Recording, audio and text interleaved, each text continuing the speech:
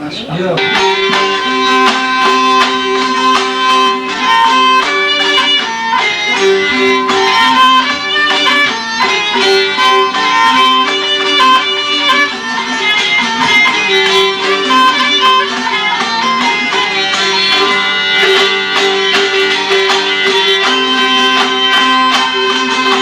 Kıvır yarın tarihini aydın, gitme aklarının gelmana karşı.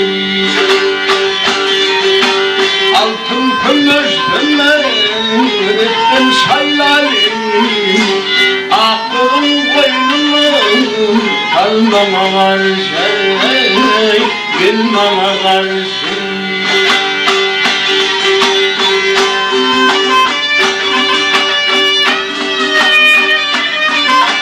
Ben aldım yeterim yâre yetirdim, tutamak Mehmet'im, oynap oturdum. Gönlümde varmak sarayım, işim bitirdim. Eltemlerlerini balmana karşı, gelmana karşı.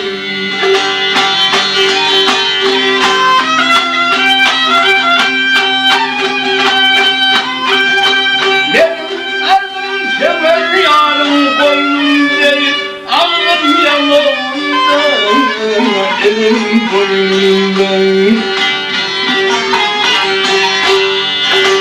nerede yarın oynanın ehli boynumdan her zayıf gelmana karşı bulmana karşı kemiğinedir sen vefanı yarım alyasın gelinme senin toplum yerim.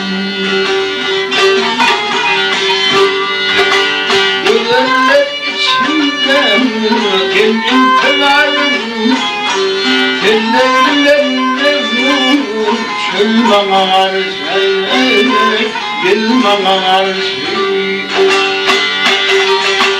Gel bana karşı, bol bana karşı.